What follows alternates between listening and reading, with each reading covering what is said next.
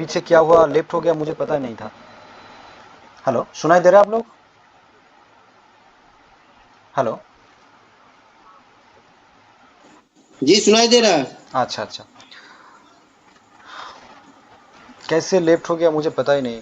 उफ।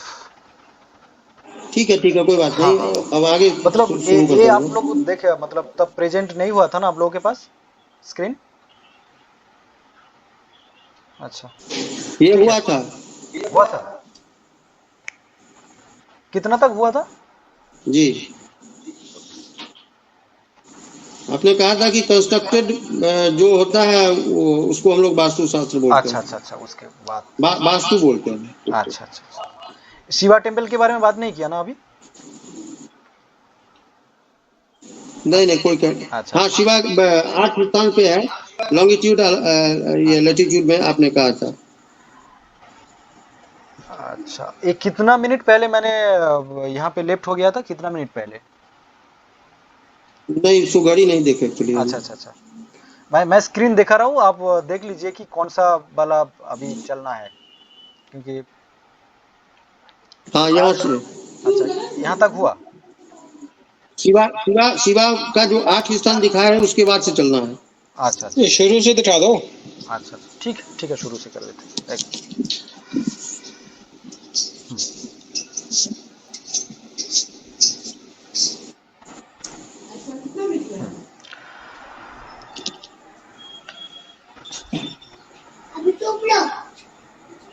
अच्छा, माइक थोड़ा ऑफ कर लीजिएगा।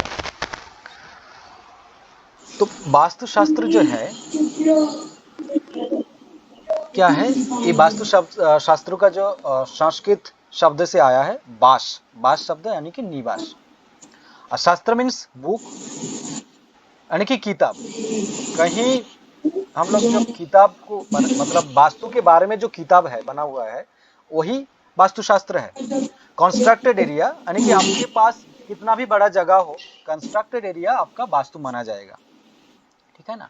और घर कौन सा है, वास्तु कौन सा है, हमें वास योग्य है, जो वास करने की लायक है, रहने की लायक है, वही हमारा वास्तु है। ठीक है ना? उसे हम वास्तु कहते हैं। अब माइक थोड़ा ऑफ कर लीजिएगा, आवाज आ रहा है।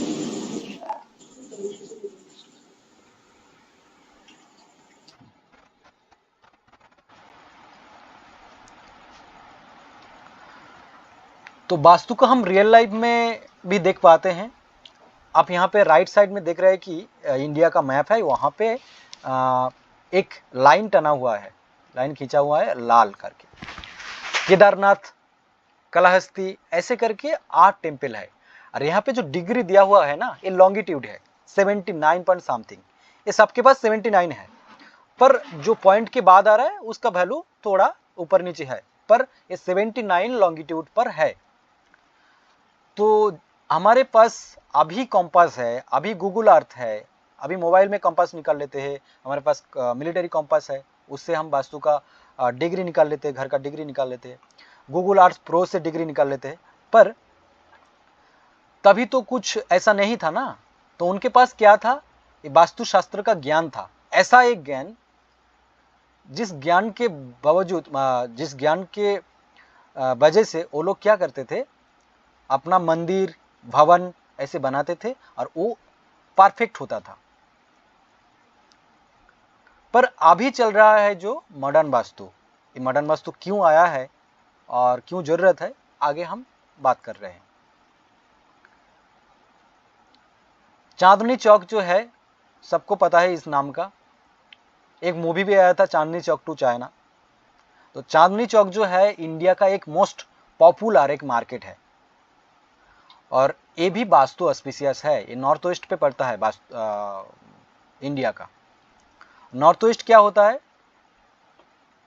नॉर्थ ईस्ट सपोर्ट का होता है, बैंकिंग का होता है, बिजनेस के लिए अच्छा होता है।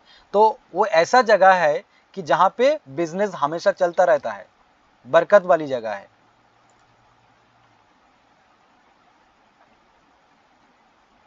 यहाँ पे और एक बात है कि गुजराटीज आर बेस्ट बिजनेसमैन।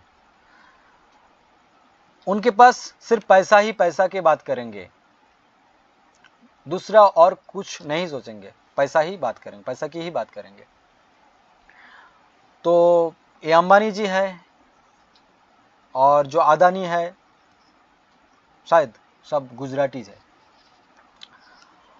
तो इनके पास पैसा कितना है वो तो हम सोच के कुछ नहीं कर पाएंगे, पर ऐसा याद रख सकते हैं कि वो जहाँ से बिलोंग करते हैं उसका उस जगह का वास्तु बहुत अच्छा है।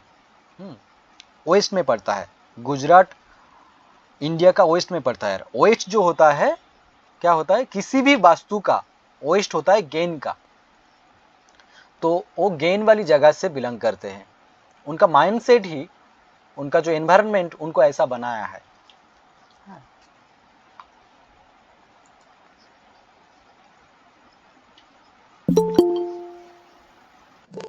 कोई आया है, नहीं हो रहा है।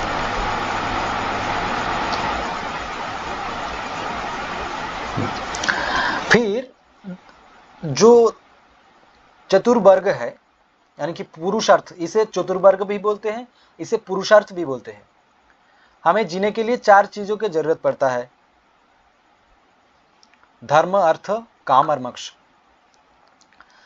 तो 2 गुरु थे, एक देवता के गुरु और एक असुर के गुरु।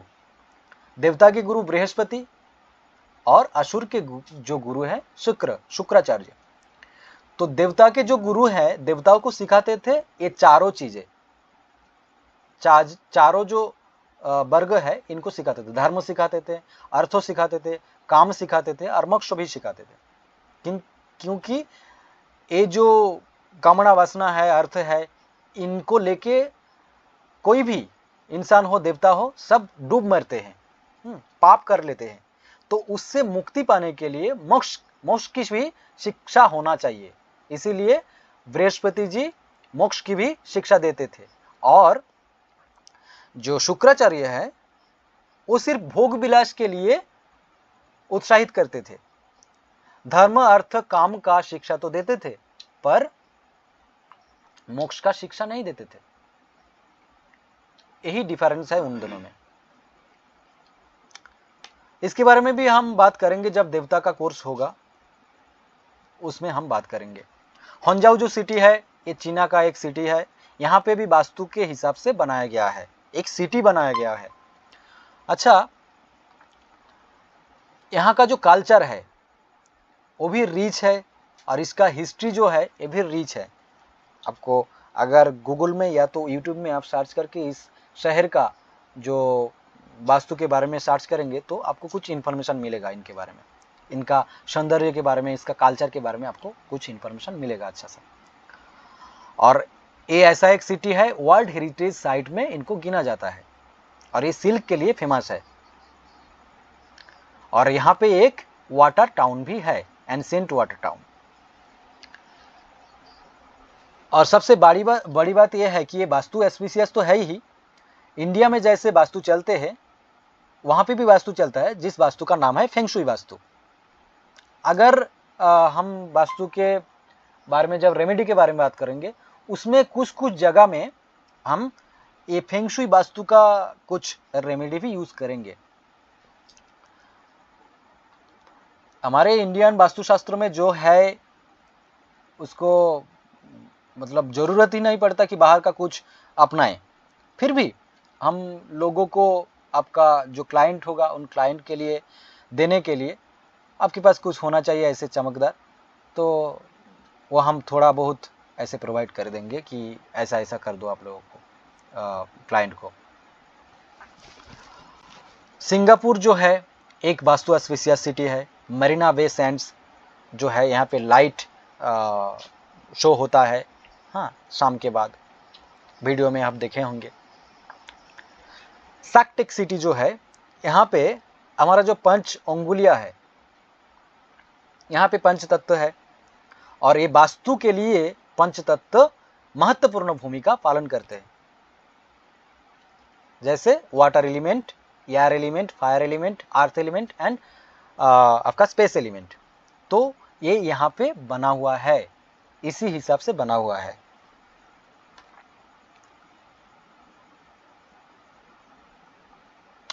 हांगकांग सिटी भी ऐसा है, ये भी वास्तु ऑस्पिशियस है। तो जब प्रैक्टिकल क्लास में आएंगे इसके बारे में डिटेल करने की ज़रूरत नहीं है। हालांकि हम इंडियन जो वास्तु है उसमें कुछ चर्चा करेंगे। ये सिर्फ एग्जाम्पल के लिए मैं इकट्ठा करके रखा हूँ कि ये भी वास्तु ऑस्पिशियस है। इतना बड़ा बड़ा जो सिटी है, हम इंडिया से बाहर घूमने जाते हैं तो वहाँ का आकर्षण क्यों इतना है, इतना अट्रैक्टिवनेस क्यों है, ताकि क्योंकि वो वास्तु के हिसाब से बना हुआ है। और कौन सा वास्तु? Feng shui vastu. इसका जो एक्सपर्ट है, आर्किटेक्ट एक्सपर्ट जो था, रोको यिम, उनका नाम था रोको यिम, ROCCOYIM।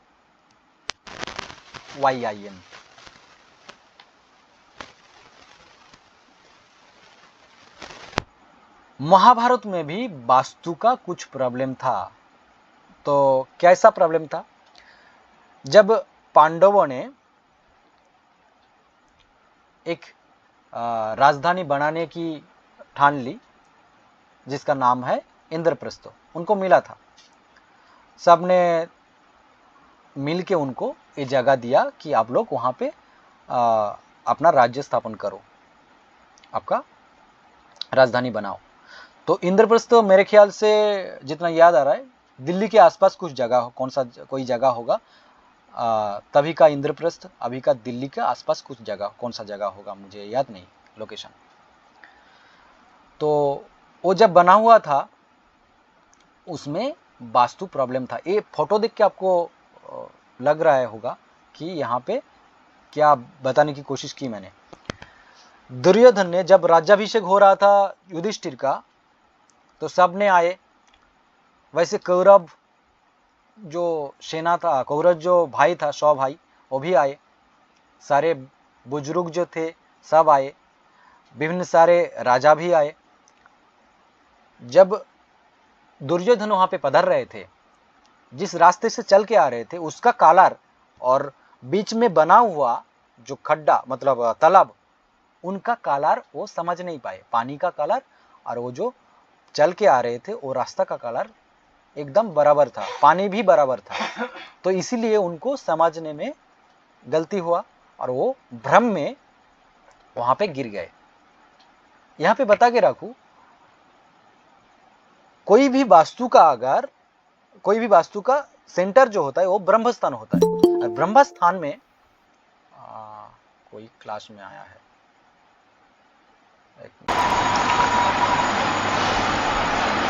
कोई भी वास्तु का ब्रह्म स्थान क्या होता है, सेंटर क्या होता है? ब्रह्म स्थान होता है। और ब्रह्म स्थान में सारी ऊर्जाएं वहां से कॉस्मिक एनर्जी में सेट होते हैं, यानी कि मिलते हैं। तो वो सेंटर क्या होना चाहिए? साफ सुथरा होना चाहिए। वहां पे कुछ भारी चीजें नहीं होना चाहिए और कुछ दबाव होना नहीं चाहिए। अभी वहां पे क्या है? पीठ नहीं होना चाहिए उस सेंटर में, कहीं होल नहीं होना चाहिए उस सेंटर में, दबा हुआ नहीं होना चाहिए, और उस सेंटर में गड्ढा नहीं होना चाहिए। इतना सारे चीजें नहीं होना चाहिए।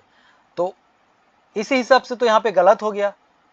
इंद्रप्रस्थ का जो राजधानी है उसका महल का जो बीच का जगह है उसमें तो तालाब बना हुआ था, तो वास्तु के हिसाब से ये खराब था। उसी हिसाब से क्या हुआ, किसी भी चीजों में अगर चेंज आ रहा है, किसी का जिंदगी में अगर परिवर्तन आ रहा है, चेंजेस आ रहा है, तो कैसे आ रहा है? जीवन में परिवर्तन आने से पहले परिवेश चेंज हो रहा है, यानी कि एनवायरनमेंट का चेंजेस हो रहा है। एनवायरनमेंट चेंज होने के बाद जीवन में धीरे धीरे उसका बर्ताव हो रहा है। तो यहाँ पे पहले राजधानी बना, महल बना, फिर सेंटर में गड्ढा, सेंटर में जो तालाब वो बना, और अभिषेक के दिन एक शुभ मुहूर्त देख के जब आए लोग तभी ये योग बना। तो अच्छा योग में ये गलत हो गया क्योंकि दोष पहले से बना हुआ था। तो दुर्योधन थे बड़ा मानी, अभिमानी, और जब गिर गए वहां पे द्रौपदी जी ने देख लिया और मुस्कुराया, हंसा, उनके ऊपर हंसा। तो इनका जो है ईगो हार्ट हो गया, आसान भाषा में इनका ईगो हार्ट हो गया, अभिमान में लागा। फिर उनके साथ वो तो हंसी, उनके साथ उनका दासिया भी ने हंसी। तो हंसने के बाद क्या हुआ, इनका और भी मर्म चोट लगा कि मुझे देखकर ये द्रौपदी हंस रहे हैं जिनका 5 पतियां है, और वो हंस रहा है, उसके साथ उसका दासी भी हंस रहा है। ये तो था। उसके बाद किसी ने कह दिया, शायद दासी ने या तो द्रौपदी ने, ये मत का विभेद है, कि अंधे का बेटा अंधा है। किसने बताया इसका सही पकड़ के या का ढूंढ के कुछ फायदा नहीं होगा, पर बताया तो किसी ने, या तो द्रौपदी ने बताया या तो उनका दासी ने बताया होगा कि अंधा का बेटा अंधा है, अंधा का पुत्र अंधा है। तो इसी कारण से क्या हुआ, उनके मन में प्रतिशोध की आग जला और उन्होंने पाशा खेला की मांग की और पांडवों को बुलाया।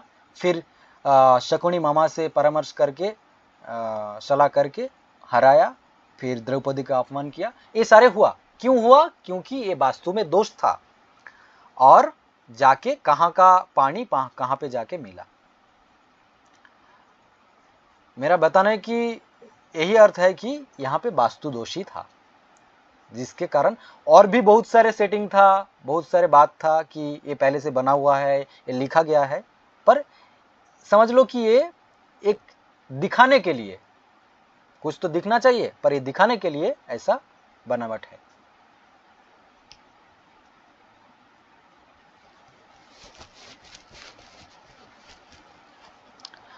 पेरिस, यहाँ पे छुट्टियां मनाने जाते हैं। किसी का अगर पैसा इकट्ठा हो गया, बहुत दिन का तमन्ना है कि घूमने जाएंगे, पेरिस में घूमने जाते हैं, क्योंकि पेरिस एक अट्रैक्टिव सिटी है। जहां पे बना हुआ है वो अट्रैक्टिव जगह में बना हुआ है, तो इसीलिए ऑल ओवर द वर्ल्ड सारे जगह में फेमस है। ये आईफिल टावर जो है ये फेमस है, और लोग यहाँ पे दौड़ के जाते हैं घूमने के लिए, क्योंकि ये वास्तु एस्पिशियस है, वास्तु के हिसाब से बना हुआ है।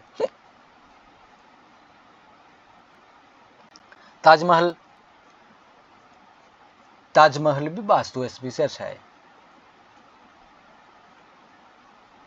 ये आर्किटेक्चर, पुराने जो आर्किटेक्चर है उनका काम, अभी का जो आर्किटेक्चर है उनका दिमाग में नहीं आएगा कि कैसे बना हुआ है ऐसे, तो ये वास्तु के हिसाब से ही बनाया गया था।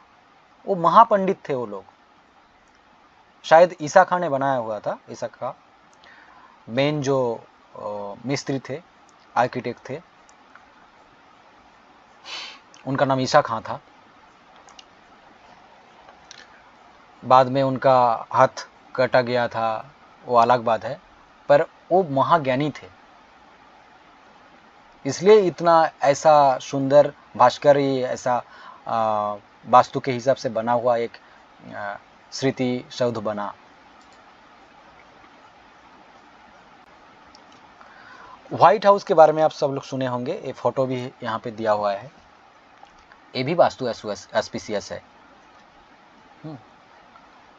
क्योंकि घर जो बना हुआ होता है, कहाँ पे बैठेंगे, कहाँ पे पानी का स्रोत रहेगा, कहाँ पे आपका ऑडियंस बैठेंगे, कहाँ पे एंट्रेंस होगा, तो ये सारे चीज़ वास्तु के हिसाब से बनावट होता है, और ये भी वास्तु के हिसाब से बना हुआ है। जो संसद भवन है पहले का जो था, वो भी अभी जो बना हुआ है ये भी वास्तु के हिसाब से बनाया गया है। और खास करके एक गारंटी के साथ बता सकता हूँ कि अभी का जो भी बनाया गया है, अभी जो बनेगा सरकार के तरफ से, वो वास्तु के हिसाब से ही बनेगा, क्योंकि नरेंद्र मोदी है, वो काम वो अच्छे से करेंगे।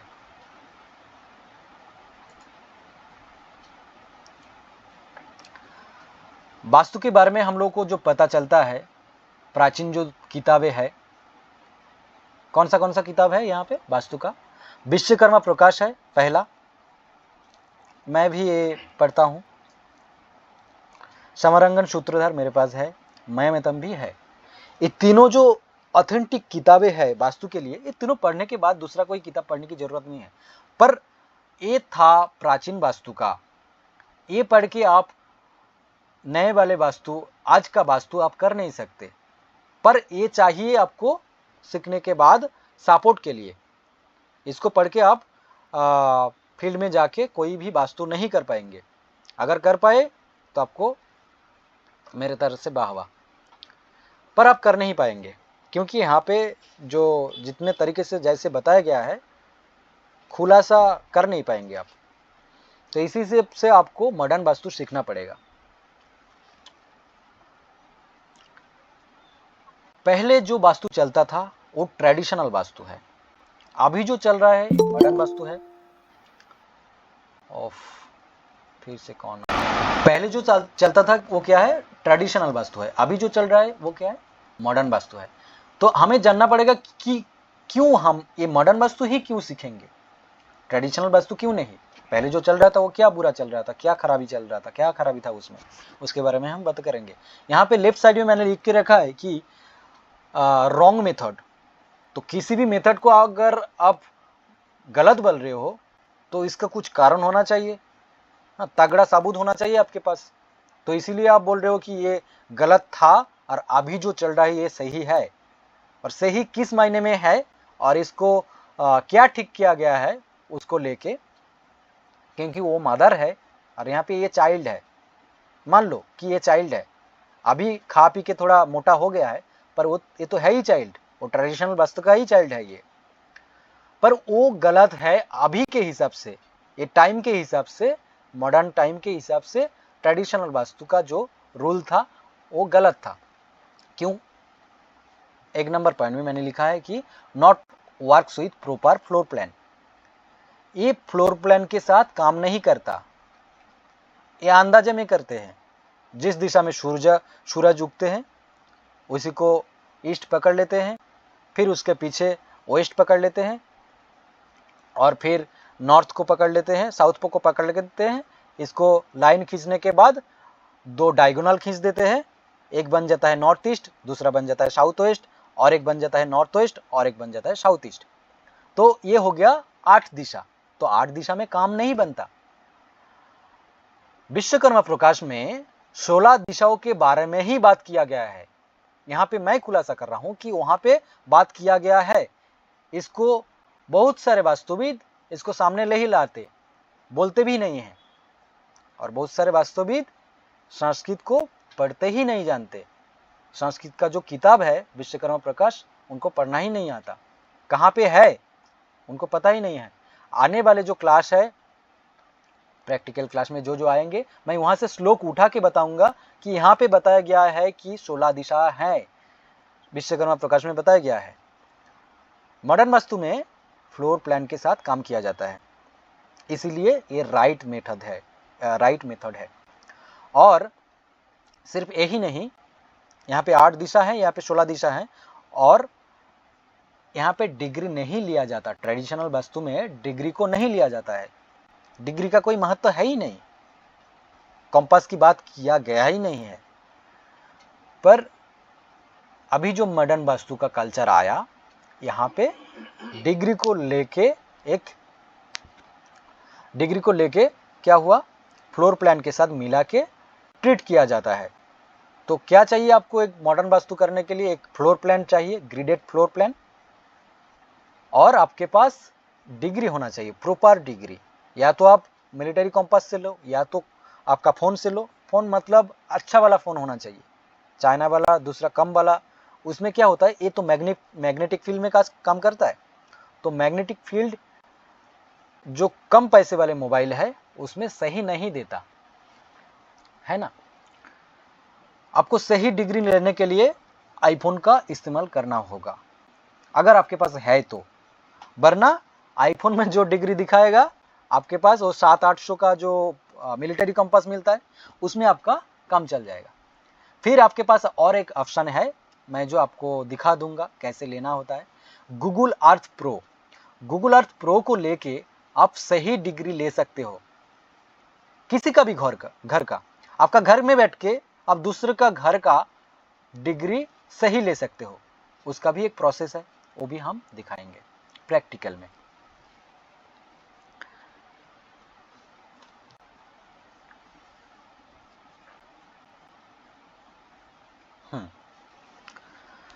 तो पहले मैंने बताया कि 16 जोन है, यानी कि 16 दिशा है।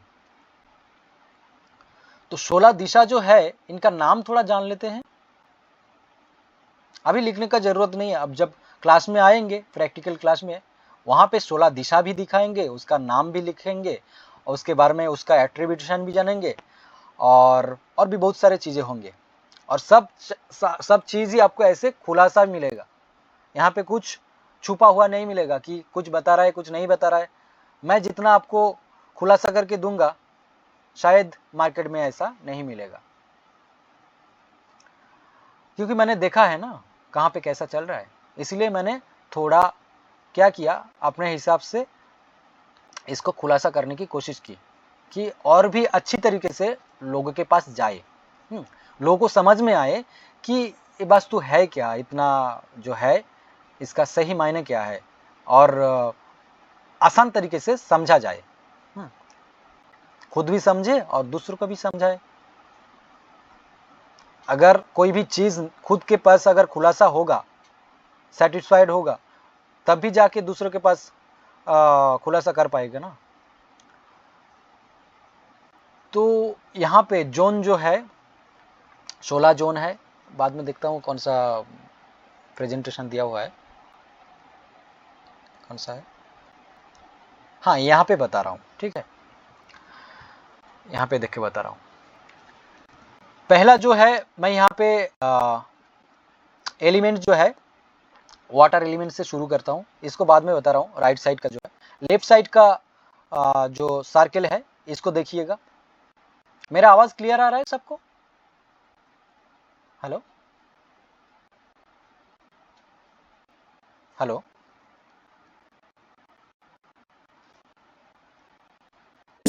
Yes sir. हाँ, क्योंकि मेरा लैपटॉप में थोड़ा प्रॉब्लम चल रहा है, कभी खुद ही लेफ्ट हो जा रहा हूँ कि मुझे पता नहीं चल रहा है, और ये स्क्रीन पे ना फुल स्क्रीन चल रहा है प्रेजेंटेशन, तो मुझे भी पता भी नहीं चलेगा कि है कि नहीं। तो कभी कभी मैं जब पूछूंगा ना थोड़ा सा रिस्पॉन्स कर लीजिएगा ताकि मुझे जी बैक ना कर पड़े। तो मैं तो बता रहा हूँ, कुछ सुनने में दिक्कत नहीं आ रहा है ना? No sir. ओके, तो मैं एक एलिमेंट के हिसाब से जोन को बोलता हूँ, ठीक है, वही आसान होगा। तो पहला जो है वाटर एलिमेंट, वाटर एलिमेंट का जो पहला जोन है NNW, यानी कि north of north waste. North of north waste का जो एट्रीब्यूशन होता है सेक्स एंड अट्रैक्शन, ठीक है। तो ये जो जोन है, है। हाँ, ये जो जोन है यहाँ पे सेक्स एंड अट्रैक्शन का एट्रीब्यूट काम करता है। उसके बाद जो नॉर्थ है, मनी एंड अपॉर्चुनिटी, आपके पास अपॉर्चुनिटी आएगा या बंद हो जाएगा या बंद है, उसे समझने के लिए आपको नॉर्थ देखना पड़ेगा। फिर आता है हेल्थ इशू, हर घर में कुछ ना कुछ हेल्थ इशू होता है। तो इसके मतलब ये है, ऐसा नहीं कि हर घर में होगा, तो मैक्सिमम घर में होता है। तो इसके हिसाब से आपको समझना पड़ेगा क्लाइंट के घर में जाके कि नॉर्थ ऑफ नॉर्थ ईस्ट खराब है। थोड़ा आपका माइक ऑफ कर लीजिएगा, कौन है मुझे पता नहीं, क्योंकि मुझे नहीं दिख रहा है। प्लीज़ थोड़ा ऑफ कर लीजिएगा, क्योंकि ये रिकॉर्डिंग जो हो रहा है आप लोगों को मिलेगा, उसमें बाद में आप लोगों को डिस्टर्बेंस लगेगा। थोड़ा ऑफ रखिएगा। अच्छा, नॉर्थ ऑफ नॉर्थ ईस्ट जो है ये हेल्थ एंड इम्यूनिटी का है, स्वास्थ्य। तो ये जोन अगर कुछ गड़बड़ रहेगा तो आपको हेल्थ में दिक्कत आएगा। फिर आता है नॉर्थ ईस्ट। नॉर्थ ईस्ट जो है क्लैरिटी एंड मेडिटेशन का। तो किसी का जिंदगी में, किसी का दिमाग में, किसी का लाइफ में अगर क्लैरिटी नहीं है, वो कोई सिद्धांत नहीं ले पा रहा है, कुछ प्रॉब्लम सॉल्व नहीं कर पा रहा है, तो नॉर्थ ईस्ट उसका गड़बड़ है, अनाप शनाप बक रहा है। कोई आदमी बेवजह उल्टा पुल्टा बक रहा है, तो आपको समझना चाहिए कि उनका नॉर्थ ईस्ट गड़बड़ है। उससे भी ज्यादा अगर गड़बड़ करे तो आपको समझना चाहिए कि नॉर्थ भी गड़बड़ है। तो ऐसा मैं तरीका कुछ बताऊंगा कि आपको बात करके समझ आए कि वो लोग, उन लोगों के घर में किस दिशा में प्रॉब्लम है। बात करके पता चलेगा। अब तो ग्रिड बाद में करेंगे, प्लान तो बाद में देखेंगे। जो लोगों के साथ मिलेंगे ना, उनके साथ बात करके आपको पता चलेगा कि प्रॉब्लम है कहाँ। कुछ तो इंफॉर्मेशन आपको पता ही चल जाएगा कि बात करके। और प्रॉब्लम के बारे में सुनने के बाद तो और भी खुलासा हो जाएगा कि ये कौन सा प्रॉब्लम है और कौन सा दिशा में आपको देखना है। फन एंड रिक्रिएशन जोन होता है ईस्ट ऑफ नॉर्थ ईस्ट, यानी कि नॉर्थ ईस्ट के ठीक बाजू में। उसके बाद यहाँ पे शुरू हो रहा है, जहाँ पे ग्रीन कलर दिख रहा है, यहाँ पे ये जहाँ पे मैं पॉइंटर दिखा रहा हूँ, ये होता है यार एलिमेंट का। यार एलिमेंट का शुरू हो रहा है यहाँ पे, यानी कि वाटर एलिमेंट यहाँ पे कन्वर्ट होके यार एलिमेंट में जा रहा है। तो ये जोन क्या होता है? Fun and recreation zone. किसी घर में अगर खुशी चला गया है तो आपको समझना चाहिए कि ये जोन गड़बड़ है ना। फिर उसके बाद ईस्ट होता है सोशल एसोसिएशन का, सोशल कनेक्शन का, सामाजिक जो संतुलन होता है, सामाजिक जो कनेक्शन होता है सोशल, वो जुड़ा होता है आपका ईस्ट के साथ। तो ईस्ट अगर गड़बड़ होता है तो किसी के घर में पड़ोसी के साथ विवाद हो जाएगा, समाज में और भी जो है आपका गांव है, हाँ, वहाँ पे गड़बड़ हो जाएगा, लोगों के साथ प्रॉब्लम क्रिएट होगा दिन पर दिन। उसके बाद एंजाइटी एंड चार्निंग, ESE, यानी कि ईस्ट ऑफ साउथ ईस्ट।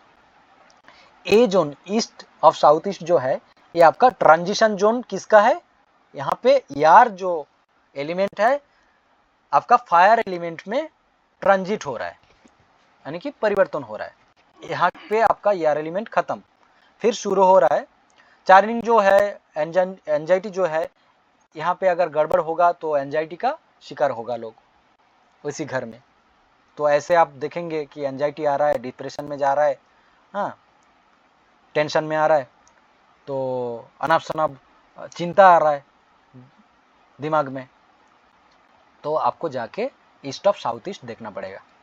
फिर साउथ ईस्ट जो है गैस एंड लिक्विडिटी, ये फायर एलिमेंट है।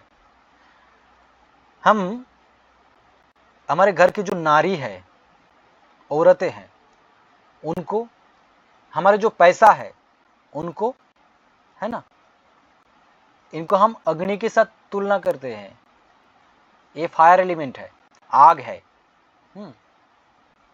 तो अग्नि भी, नारी भी अग्नि है और आपका मानी भी अग्नि है। तो इसे अच्छे तरीके से संभाल के आपको हैंडल करना चाहिए, वरना क्या होगा, ये आग लगा देगा, आग लग जाएगा, खुद ही जलेगा, आपको भी जलाएगा। इसीलिए पैसा जो होता है, किसी के पास अगर ज़्यादा पैसा आ गया है तो क्या करते हैं, वो गलत काम करना चालू कर देते हैं। तो इसी हिसाब से औरत के साथ भी वैसे बर्ताव करना चाहिए ताकि उनका बर्ताव भी सही रहे। वैसे औरत और बच्चे के साथ ऐसा सॉफ्ट बिहेवियर करना चाहिए कि वो ये नासमझ है, दिखाएंगे कि वो बहुत गुरु है, बड़े गुरु है, पर वो है ही नहीं, सिर्फ हाँ है हाँ मिलाना है।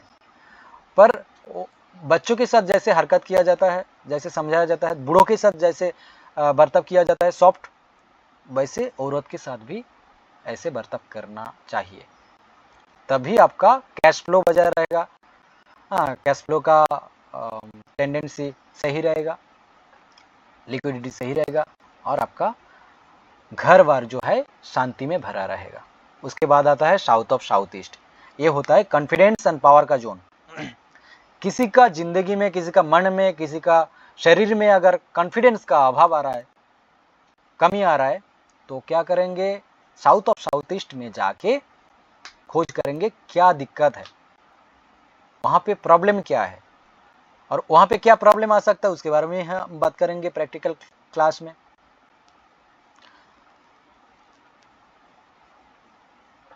फिर आता है साउथ। आपको अगर कुछ बदनामी आ रहा है, डिफेम हो रहा है, समाज में कोई बदनाम कर रहा है, आपको बाप बोलना चाहिए, वहां पे साला बोल रहा है। हाँ, जहाँ पे श्रद्धा करके आपके सामने झुकना चाहिए, वहां पे आपको मारने आ रहा है दौड़ के। तो इसी के हिसाब से आपको समझना पड़ेगा कि आपका घर का साउथ गड़बड़ है। साउथ में फेम होता है, वहां पे कौन सा देवता होता है, वहां पे कैसे एक्टिव करना चाहिए, किस चीज से एक्टिव करना चाहिए, इसका मल्टीपल चीजें हम दिखाएंगे या तो बात करेंगे। प्रैक्टिकल में आपको आना पड़ेगा, फिर समझ जाएंगे। और यहाँ पे रिलैक्सेशन होता है। किसी घर का जो मेन जो प्रधान होता है, मुखिया होता है घर का, उनका रहने के लिए मास्टर बेडरूम बनता है ये साउथ जोन। ठीक है, उसके बाद आता है सबसे बुरा जोन एक माना जाता है साउथ ऑफ साउथ वेस्ट।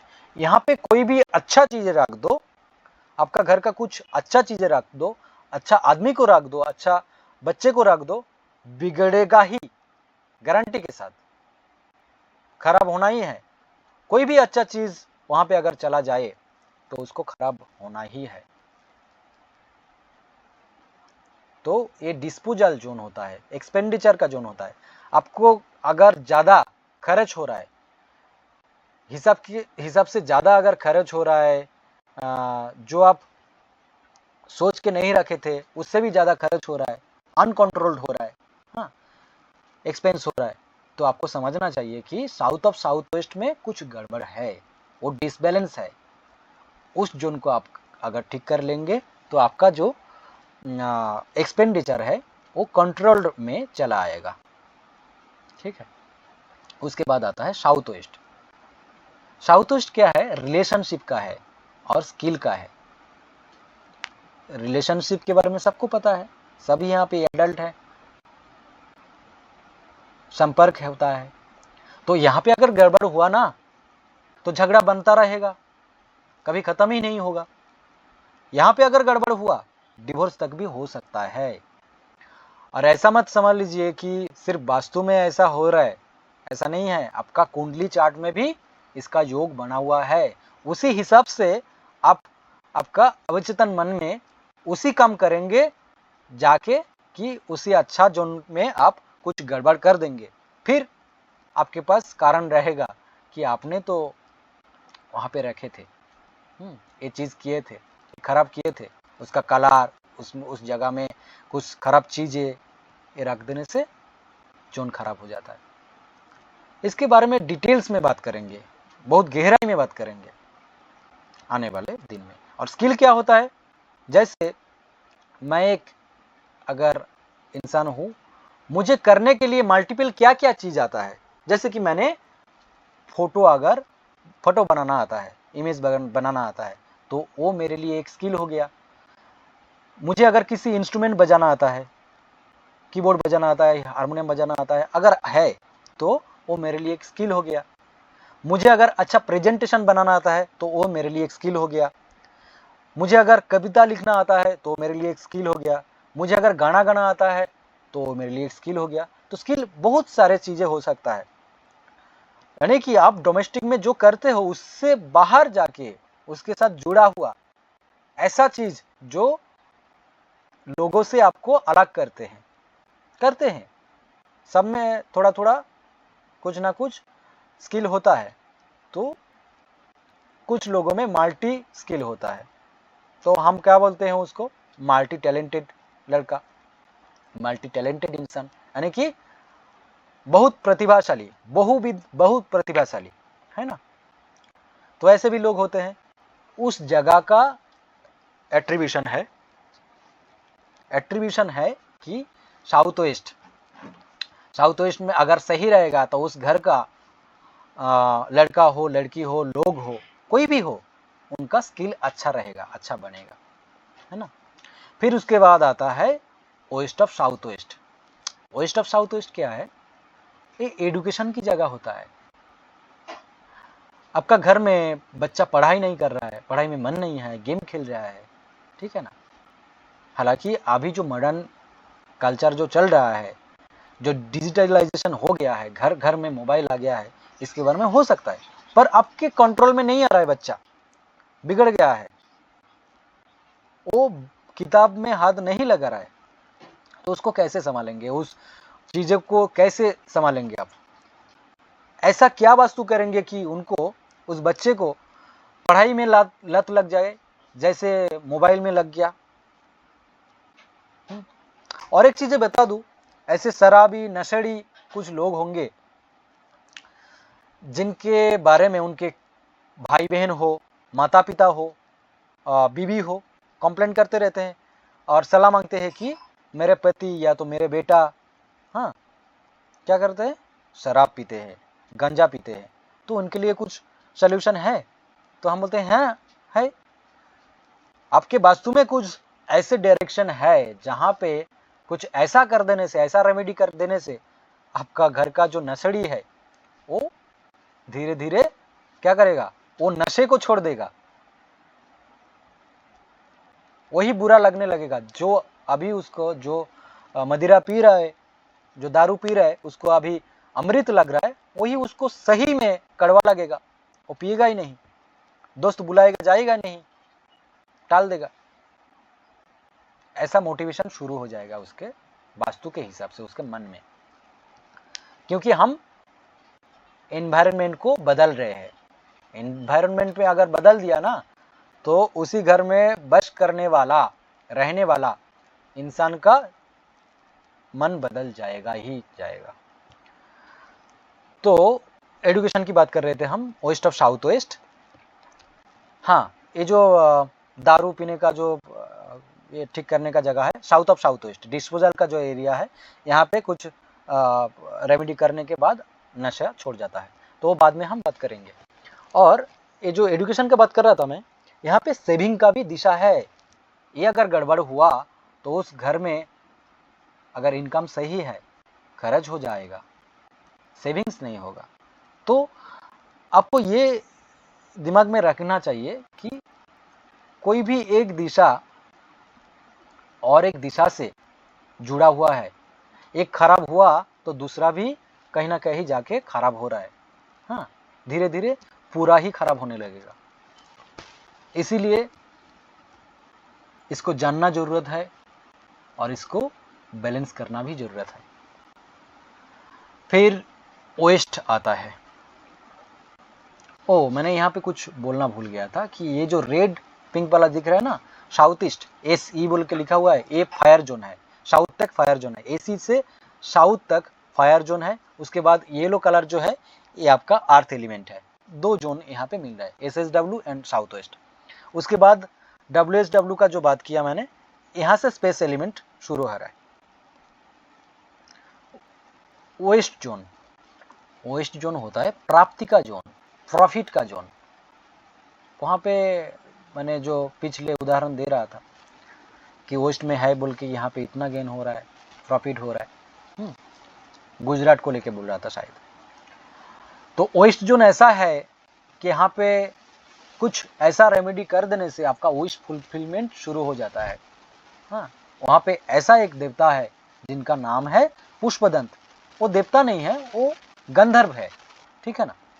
वो गंधर्व को आप कुछ मांगेंगे उसके पास तो आपको नहीं देखेगा कि आप अच्छे आदमी हो, बुरे आदमी हो, आप नशेड़ी हो, गजड़ी हो, आप खूनी हो, कोई भी हो। मैं ऐसे एग्जाम्पल के लिए बोल रहा हूँ, इसको गलत तरीके से मत लीजिएगा, मैं ऐसे बता रहा हूँ। तो कोई भी अगर उसी जगह में कोई विश लिस्ट लगा दे तो उसको अच्छा फल देना ही है।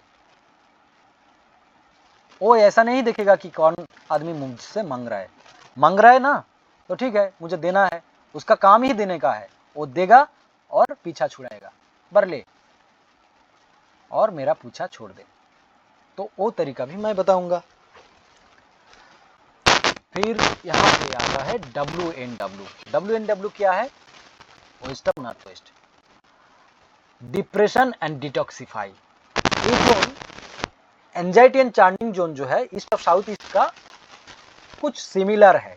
यहाँ पे जो एट्रीब्यूशन बनता है कुछ सिमिलर तरीके से वहां पे बनता है, पर थोड़ा सा अलग है। यहाँ पे चार्निंग होता है कुछ चीजों के बारे में और वहां पे डिटॉक्सिफाई होता है। पिछले जमाने में जब भवन बना होता था तो वहां पे कोप भवन बना होता था, रोदन कक्ष बना होता था, है ना।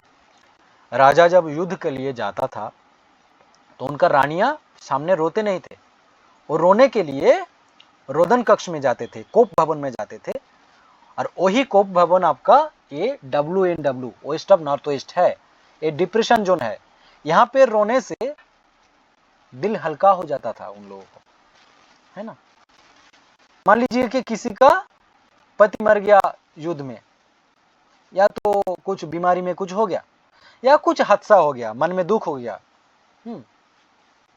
पति ने बुरा व्यवहार किया, तो ऐसे पुरुष जो होते थे पहले रोते नहीं थे, रोते महिला थे। पुरुष तो दारू पी के अपना गम भुला लेते थे, ऐसा आज भी है, दारू पीते पीते रोते हैं दोस्तों के साथ, पर बीवी के सामने तो रहेगा ही नहीं।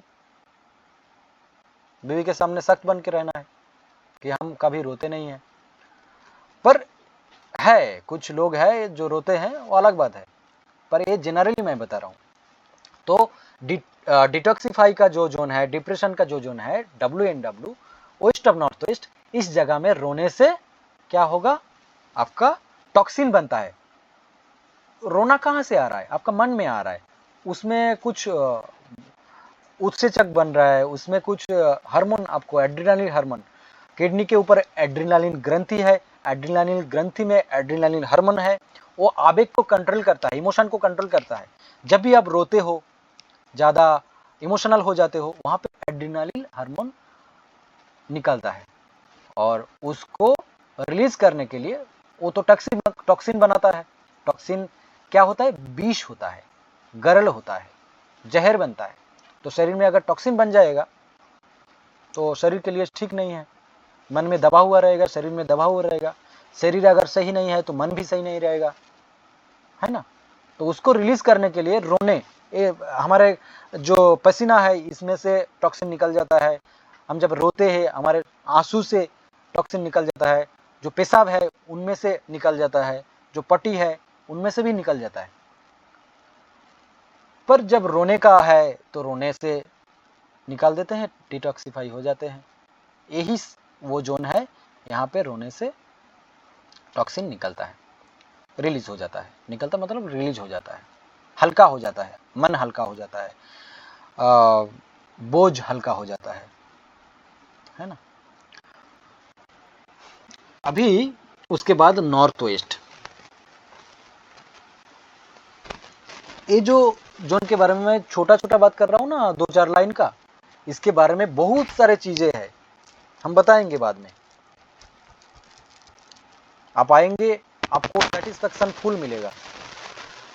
मतलब मुझे पिछले क्लास का एक्सपीरियंस है कि वहाँ पे मुझे मेरे पास सीखने के लिए जो आए थे, मुझे तो पता नहीं है कि वो लोग भी पहले कहीं पे क्लास किए थे, पर उनसे जो मुझे मिला है, ये ऑनेस्टी के साथ मैं बता रहा हूँ, उनसे फीडबैक मिला है, मुझे पता नहीं है, उन लोग ने बताया कि मुझे आपसे बहुत अच्छा चीज़ मिला है जो बाहर नहीं मिला था, पहले क्लास करके दूसरे जगह में नहीं मिला। और जो मैं प्रेजेंटेशन दे रहा हूँ, सारे क्लास में इतना सारे प्रेजेंटेशन रहेगा, जहाँ पे लिखने का है मैं बताऊंगा, आप लोग लिख लेंगे, क्योंकि सारे चीज़ मैं ऐसे प्रेजेंटेशन बनाने जाऊंगा ना तो इतना मोटा किताब बन जाएगा, और वो बनाने के लिए बहुत सारे टाइम लगेगा। तो ऐसा है कि आप जब लिखेंगे, एक कहावत है कि एक बार लिखने का जो फल मिलता है वो 5 बार पढ़ने से भी नहीं मिलता। मतलब 5 बार पढ़ने से भी ज़्यादा काम होता है एक बार लिखने से, है ना, आपका दिमाग में बैठ जाता है। इसीलिए मैं कुछ क्लास में भी आपका डेटा लिखाऊंगा, कुछ इसके बारे में, सारी चीज़ें के बारे में हम लिखाएंगे, ठीक है। नॉर्थ वेस्ट जो है बैंकिंग एंड सपोर्ट का होता है, यानी कि आपका जो पैसा जमा होगा कहाँ पे, वो कौन सा जोन कंट्रोल करेगा, कौन सा जोन सही रहने से आपका बैंक में जमा हुआ पैसा जमा ही रहेगा और पैसा बरकत होता जाएगा, आता जाएगा, पैसा आता रहेगा। तो दोनों है ना, साउथ ईस्ट से पैसा आ रहा है, उसका जस्ट ऑपोजिट जोन है, डायगोनल जोन है नॉर्थ वेस्ट। तो एक दिख से पैसा आएगा और दूसरी जगह से पैसा क्या जमा होगा, और वहां से भी सपोर्ट आएगा। कोई भी अगर नौकरी हो, कोई भी अगर बिजनेस हो, सपोर्ट की जरूरत पड़ता है। है ना। तो इसीलिए हम वहां पे ऐसा रेमेडी कर देते हैं कि जिसके लिए आपको समाज का भी सपोर्ट मिले, सरकार का भी सपोर्ट मिले। तो ऐसा ऐसा हम रेमेडी भी बताए हैं कि जिसमें पेशा के हिसाब से, ऑक्यूपेशन के हिसाब से मैंने रेमेडी अलग अलग करके दिए हैं। ऐसा नहीं कि जनरल कर दिया आपने, जनरल रेमेडी सबको कर दिया, सबके लिए एक है, नहीं नहीं, ऐसा नहीं है। मैंने शिक्षक के लिए, एजुकेशनिस्ट के लिए, और आपका जो इंजीनियर के लिए, जो डॉक्टर के लिए है, सबके लिए अलग अलग रेमेडी मैंने अलग अलग करके प्रैक्टिकल क्लास में दिए हैं। जिनमें कि अगर आपका क्लाइंट कोई पॉलिटिशियन है, अगर कोई भी पेशा में है, डॉक्टर है, इंजीनियर है, तो उनसे आज रात को बात हुआ, आप जान लिए कि वो पेशा में क्या है, कल जाके वही रेमेडी करेंगे उनके घर में, वही जाके जोन चेक करेंगे, ताकि मैंने पहले से चार्ट बना के दिया हुआ है। और इसके बाद आता है सेक्स एंड अट्रैक्शन। देखो, इंसान की जिंदगी में बहुत सारे नीड्स होते हैं, यानी कि चाहिदाएं होते हैं, चाहत होते हैं। वो चाहत क्या है? मेंटल एक चाहत होता है, मेंटल नीड्स, यानी कि मानसिक चाहत, है ना, ताकि मेरे साथ मेंटली कोई जुड़ा रहे, ऐसा एक चाहत है। जो इसको जैविक, और एक जैविक चाहिदा है। जैविक चाहिदा यानी कि क्या है? हम जो जीवित है, हमारे जीने के लिए जो चाहत है, जो जरूरत है, जरूरत, उसको हम जैविक चाहत बोलते हैं। जैविक चाहत के अंदर क्या होता है? खाने का, है ना, भूख, ये भी एक चाहत है, ताकि हमारा पेट भर जाए। हम कुछ भी करें, अल्टीमेटली एक चीज के बारे में तो हमें ख्याल रहेगा कि हमारा पेट भर जाए, है ना, वो भी एक चाहत है। और एक चाहत बनता है दैहिक चाहत। ये जो पहले खाने का जो बताया, ये दैहिक चाहत के अंदर होता है, फिजिकल नीड्स के अंदर होता है। और फिजिकल नीड्स के और एक पार्ट जो है, क्या है? सेक्स है। सेक्स जो शादीशुदा जिंदगी है, एक महत्वपूर्ण भूमिका पालन करते हैं।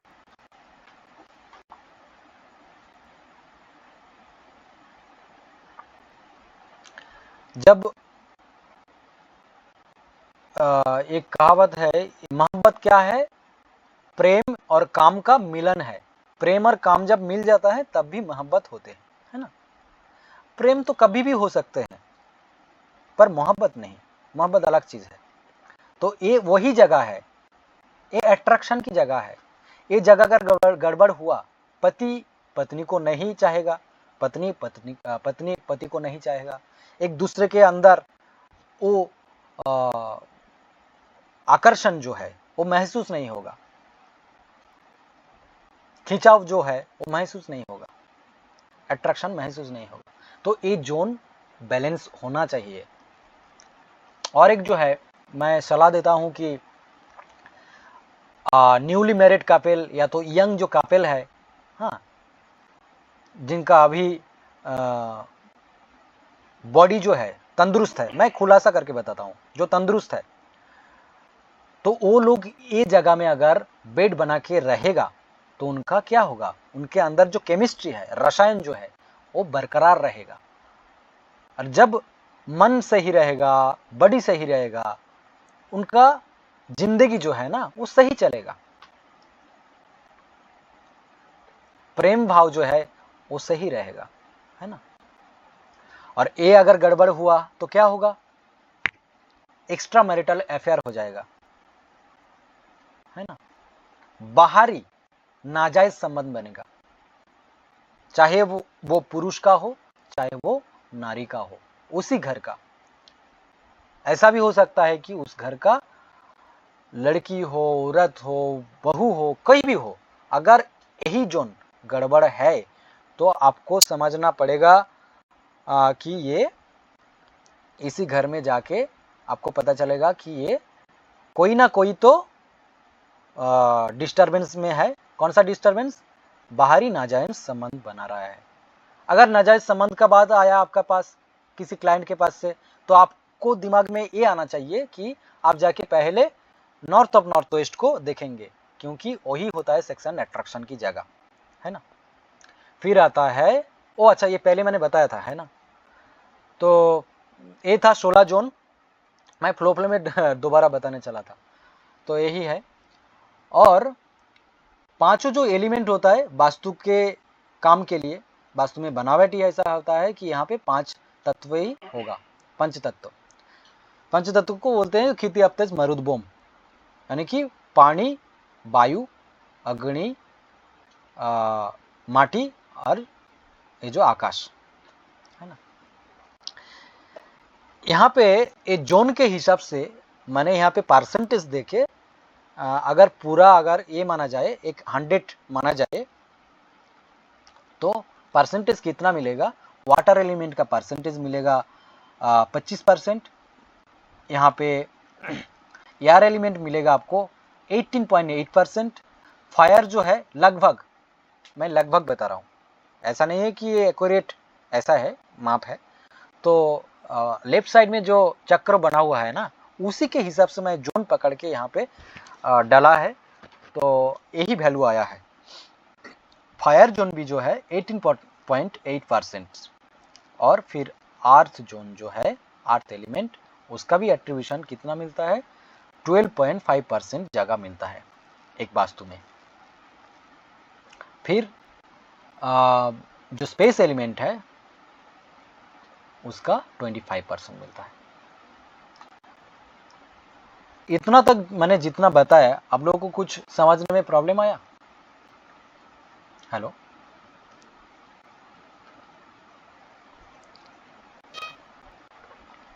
हेलो,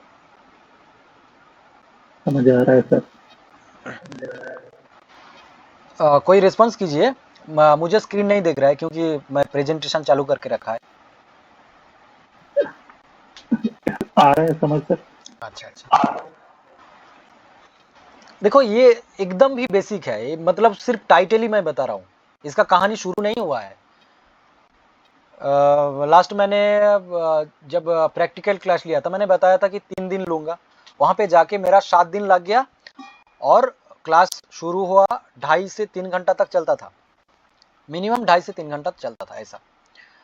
तो लग गया 7 दिन। 7 दिन ऐसा नहीं है कि मैंने गप्पे मारे, वहाँ पे इंफॉर्मेशन था, वहाँ पे काम की बात हुआ, जितना सारे हुआ ना, काम की बात हुआ।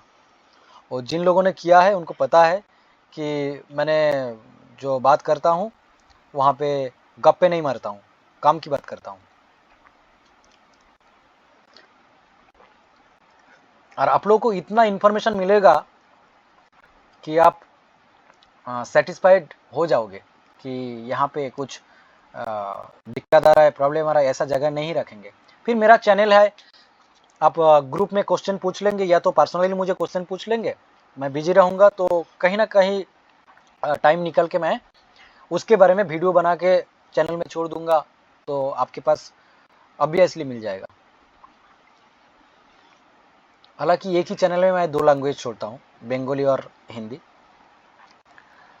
और पिछले जो क्लास है वहाँ का जो थ्योरी और प्रैक्टिकल जो है, मेरा वेबसाइट बना हुआ है, वहाँ पे मैंने डाल के रखा है, वो बंगाली में है। तो जिनके पास क्लास करने का टाइम नहीं मिलेगा, या तो आप लोग का रेफरेंस में जो भी होगा, तो आप जाके www.gurukatha.in ये सर्च करके लिखेंगे तो मेरा ही साइट पहले आएगा। वहाँ पे जाके student, as a student registration करके आप वो कोर्स, जो बंगाली अगर कोई अगर दोस्त होगा आप लोगों का, तो वहाँ पे जाके कोर्स को एनरोल करके सीख सकते हैं। ठीक है, इसके बाद सेकेंड पेज में चले जाते हैं।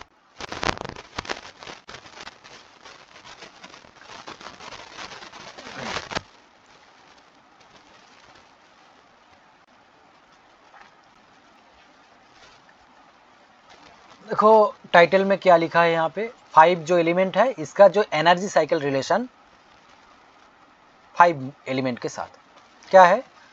एनर्जी कहाँ से आ रहा है, सोलर एनर्जी, फायर एलिमेंट का, विंड क्या है यानी कि वायु, हवा, एयर एलिमेंट जो है, और रेन इधर वाटर एलिमेंट, और ग्रेविशनल और मैग्नेटिक जो है, ग्रेविशनल या तो मैग्नेटिक जो माध्याकर्षण बोलते हैं, भू आकर्षक जो बोलते हैं, भू आकर्षक या तो माध्याकर्षक जो शक्ति जो है, उनके साथ क्या है, अर्थ का कनेक्शन है। वो न्यूटन का बात आप पढ़े होंगे कि एक एप्पल क्यों नीचे गिरा, ऊपर क्यों उठ के नहीं गया, वही ग्रेविशनल फोर्स, ग्रेविशनल फोर्स। हाँ, फिर साउंड जो है स्पेस एलिमेंट है, स्पेस में ही साउंड का उत्पन्न होता है।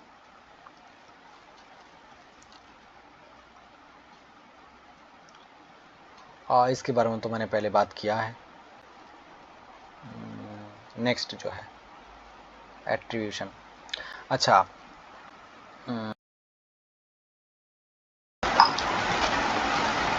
एक मिनट। हाँ, जो एंट्रेंस जो होता है ना, यहाँ पे बहुत सारे चीज़ें डिपेंड करता है कि उस घर का बरकत क्या होगा, होगा कि नहीं, सही मायने में रिलेशन सही चलेगा कि नहीं, उस घर में झगड़ा चलेगा या शत्रु का आक्रमण होगा, हाँ, चोरी होगा, एक्सीडेंट होगा। ये सारे चीज़ें इस वास्तु का एंट्रेंस में छुपा होता है ना, मेन एंट्रेंस में। देखो, कुछ लोग होते हैं जो टाल देते हैं, और कुछ लोग ऐसे होते हैं जो इस शास्त्र को मान के, इस विधि विधान को मान के चलकर आज समाज में ऐसा जगह बना के रखे हैं, तो हम सिर्फ देखते रहते हैं, है ना। और छोटी सोच वाले लोग क्या करते हैं, मैं छोटी सोच वाले यूं ही नहीं बोल रहा हूं, क्योंकि वो लोग ये सोच लेके पीछे ही चले जाते हैं, थोड़ा कमाते हैं, खाते पीते हैं और वक्त निकलकर मर जाते हैं, है ना। तो ऐसा नहीं होना चाहिए। हैप्पीनेस, हेल्थ, प्रॉस्पेरिटी, ये सारे चीज डिपेंड करता है एक वास्तु के एंट्रेंस के ऊपर। तो उसके बारे में भी हम अच्छे से चर्चा करेंगे। वैसे तो वास्तु का जो एंट्रेंस होता है 32 एंट्रेंस होता है ना। तो पहला एंट्रेंस को थोड़ा आपको दिखाते हैं हम लोगों को। स्क्रीन सबको ठीक से दिखा रहा है स्क्रीन?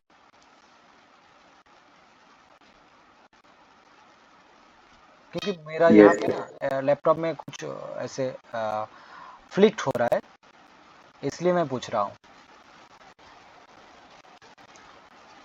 क्लियर दिख रहा है ना? यस। अच्छा, तो पहला जो एंट्रेंस मैं यहाँ पे बताऊंगा, पूर्वी दिशा का पहला, मतलब पूर्वी दिशा के और जो उत्तर दिशा के से मतलब इसके साथ जुड़ा हुआ है E1। माइक ऑफ कर लीजिए आपका, जो है माइक ऑफ कर लीजिए। आप गेन आ रहा है, फीडबैक आ रहा है। अच्छा, E1 का जो गेट होता है, इसका थोड़ा थोड़ा हम इंफॉर्मेशन देते हैं आप लोगों को।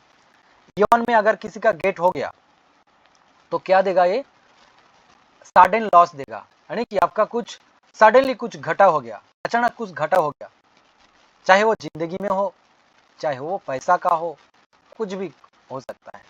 सडन लॉस किसी भी चीज में दे सकता है आपको। फायर रिलेटेड एक्सीडेंट देगा इसी जगह में अगर मेन एंट्रेंस हुआ तो। फिर इसके बारे में इसके बाद आता है E2। E2 क्या है?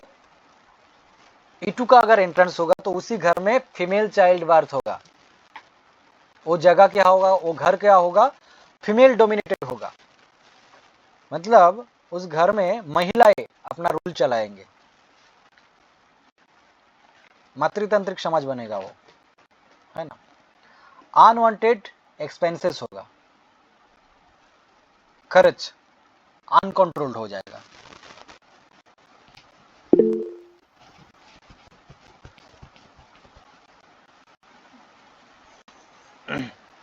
E3 का जो एंट्रेंस होता है, इनमें अगर मेन एंट्रेंस हो गया किसी वास्तु का तो ये अच्छा एंट्रेंस होता है। और इसमें कैश फ्लो, मनी का जो फ्लो है ना, ये बना हुआ रहता है और ये प्रॉफिट भी देता है और सक्सेस भी देता है। इसके बाद E4, E4 जो है ये पूर्वी दिशा का एक महत्वपूर्ण एक दरवाजा होता है। इसका अगर किसी का घर में है, पूर्वी दिशा का E4 एंट्रेंस अगर किसी का है, तो क्या होगा, government support and that kinds of profit, मतलब सरकारी तरफ से सपोर्ट मिलेगा और वही रिलेटेड सुविधाएं मिलता रहेगा। सरकारी जो लोग है, हाँ, अमला है, जो ऑफिसर है, उनके साथ संबंध बनेगा, मतलब दोस्ती होगा, है ना। और मनी एंड वेल्थ बढ़ेगा। अब लोग को मनी और वेल्थ का डिफरेंस पता है? पैसा और संपद अलग होता है। तो जब जिंदगी में आप लोग पैसा और संपद का पार्थक्य यानी कि डिफरेंस समझ में आ जाएगा आप लोगों को, तब आप कुछ गेन कर पाओगे, इससे पहले नहीं। पैसा और संपद, इसका बड़ा फर्क होता है। पैसा ही वेल्थ बनता है जाके, और इसमें फर्क है। तो वेल्थ बनाओ आप लोग, मनी नहीं। और वैसा आप कर सकते हो वास्तु को सीख के, खुद का वास्तु सही करके, समाज में और बहुत सारे लोग हैं उनका वास्तु सही करके आप क्या कर सकते हो, वेल्थ बना सकते हो और वेल्थ बढ़ने में लोगों को हेल्प कर सकते हो। फिर E5 आता है, sudden short temperament with a small issue. अगर इसी जगह में किसी का हो गया, मतलब मेन गेट हो गया, तो क्या होगा, उस घर का जो लोग है शॉर्ट टेम्परमेंट हो जाएगा, यानी कि छोटा छोटा इशू में, छोटा छोटा बात में गुस्सा हो जाएगा, बात करने लगेगा, झगड़ा करने लगेगा, बात को बतंगड़ बनाएंगे, है ना। यही इशू होता रहेगा। इसके बाद E6 में अगर मेन गेट होता है, एंट्रेंस होता है, तो क्या होता है, people don't keep up promises, ये धोखेबाज होते हैं। E6 में अगर गेट बन गया ना, ये धोखेबाज बन जाएगा, ये प्रॉमिस नहीं रखेगा। किसी को प्रॉमिस किया ना, धोखेबाज बन जाएगा लोगों के पास, और इनको भी प्रॉमिसेस नहीं मिलेगा लोगों से। मतलब किसी से पैसा मिलना था, देने वाले थे, वो मुकर जाएंगे, या तो कोई बात कह दिया, वो बात मुकर जाएंगे। कोई प्रॉमिस किया हुआ था, वो प्रॉमिस टूट जाएगा E6 में गेट होने से। फिर आपका आ रहा है E7। E7 में अगर गेट हुआ तो क्या होगा, negative maintenance bad behaviour. Obviously एक बैड एंट्रेंस है, और यहाँ पे अगर एंट्रेंस हो जाए तो बैड बिहेवियर करेगा, खराब बिहेवियर करेगा लोगों के साथ, टॉक्सिक बिहेवियर करेगा, बुरा बर्ताव करेगा।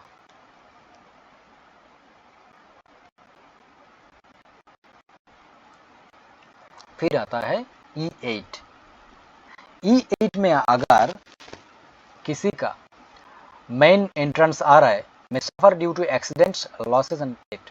हाँ, क्या होगा, एक्सीडेंट बनेगा, लॉस होगा। लॉस कोई भी चीज का हो सकता है, मनी का हो सकता है, जिंदगी का भी हो सकता है, क्योंकि यहाँ पे एक्सीडेंट की बात किया गया है, तो एक्सीडेंट में मृत्यु भी हो सकता है। थेफ्ट यानी कि चोरी का संभावना है इसी जगह में मेन गेट होने से। इसके बाद H1 obviously one of the most bad entrance.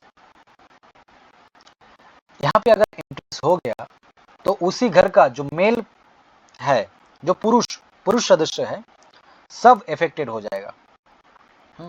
उनका काम नहीं बनेगा, उनके पैसों का तंगी आ जाएगा, सही से बिजनेस नहीं चलेगा, ये सब तंगी आ जाएगा। तो जब ये सब चीज़ें होगा तो उसका भी मान सम्मान में भी प्रॉब्लम आ जाएगा, घर में झगड़ा बनता रहेगा। सब चीज़ें एक के साथ एक इंटरकनेक्टेड है। तो आप लोगों का जो है ये खुद को भी समझना चाहिए और लोगों को भी समझाना चाहिए। और ऐसे करके मैं ऐसे सजा के दूंगा कि आप लोगों को जब परसेंगे इसको, कोई दिक्कत नहीं आएगा, खुद को समझने में दिक्कत नहीं आएगा, लोगों को भी नहीं आएगा। एकदम साफ सुथरा छुड़ा के दे रहा हूं मैं। फिर S2 का अगर एंट्रेंस है तो good for people working under other people, यानी कि कोई लोग अगर नौकरी कर रहा है, सर्विस कर रहा है, तो उनके लिए अच्छा है, पर सबके लिए नहीं। जो लोगों के अंडर काम करना पसंद करते हैं, किसी मालिक के अंडर जाके नौकर बनकर नौकरी करना चाहते हैं, तो उनके लिए ये सुइटेबल है S2 गेट, पर मुझे नहीं। इसलिए मैं आज यहाँ पे बैठ के क्लास ले रहा हूँ और मेरे जो कम नॉलेज है उससे मैं आप लोगों को देने की कोशिश कर रहा हूँ, जितना मुझे है थोड़ा सा।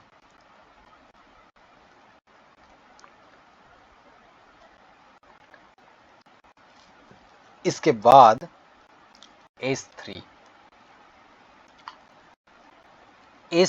एक अच्छा एंट्रेंस होता है।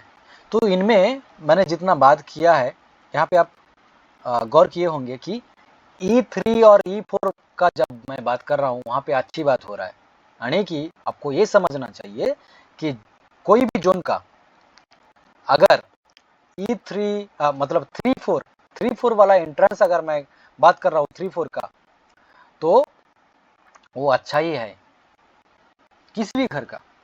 अगर 3-4 जनरली, मैं स्पेसिफिक नहीं बात कर रहा हूँ, स्पेसिफिक कब होगा जब एस्ट्रोलॉजी के हिसाब से कुंडली चार्ट मिला के उनका एंट्रेंस दिखा जाएगा बेनिफिशियल है कि नहीं। जनरली अगर देखा जाए तो 3 और 4 वाला जो एंट्रेंस होता है वो बेनिफिशियल होता है जनरली, ठीक है।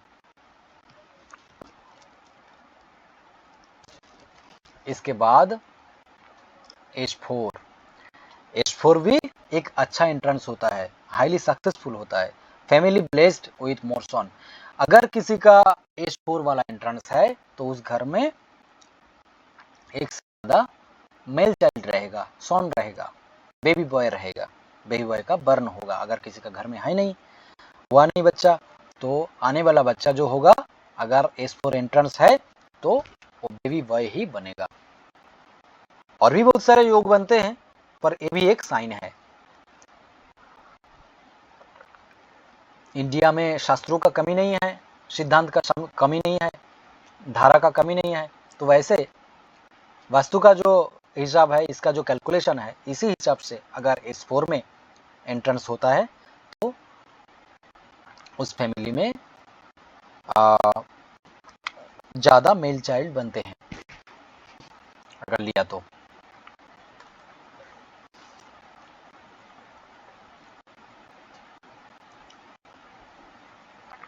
बनते हैं मतलब क्या, मतलब जन्म लेते हैं कुछ गलत बता दिया मैंने।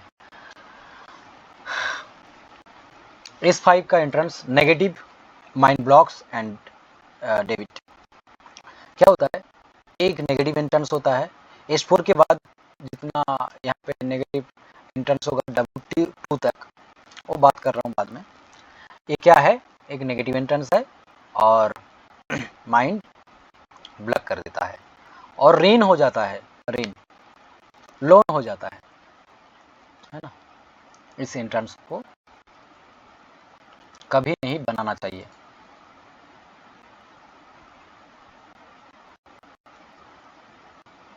S6 ये भी एक बहुत बुरा एंट्रेंस है।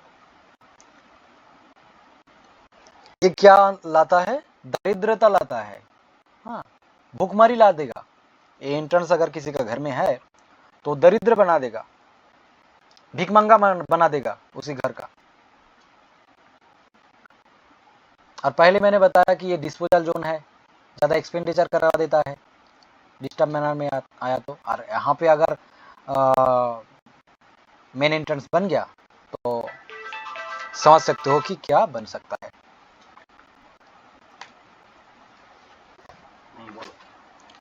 अच्छा, इसके बाद जो S7 है, S7 वाली एंट्रेंस क्या देते हैं, प्रोबर्टी, ये भी दरिद्रता लाता है। और वेस्ट ऑफ फोर्स, दरिद्रता तो लाता ही है, उसके साथ जितना आप स्टेप लेते हो काम करने के लिए, क्या होता है आपके लिए, वो व्यर्थ सिद्ध हो जाता है, व्यर्थ हो जाते हो आप, कोई भी काम आपका नहीं बनता। तो जब नहीं काम बन रहा है किसी के घर में, आपका क्लाइंट के घर में, आप जाके देखोगे कि उसका एंट्रेंस कहाँ है, कहीं S6 S7 तो है ही नहीं, इतना दरिद्र है क्यों। और जब ज्यादा दरिद्र होगा तो आपको बुलाएगा भी नहीं, है ना। तो उसी जगह में आपको काम पकड़ना पड़ेगा कि जहाँ पे वो भी खुद का ट्रीट कर पाए और आपको भी कुछ दक्षिणा दे पाए, है ना। और भला करो लोगों को, मैंने भी पहले जब सीख रहा था बहुत लोगों को ऐसे फ्री में ट्रीट बना के दिया, फ्री में उनका वास्तु करके दिया।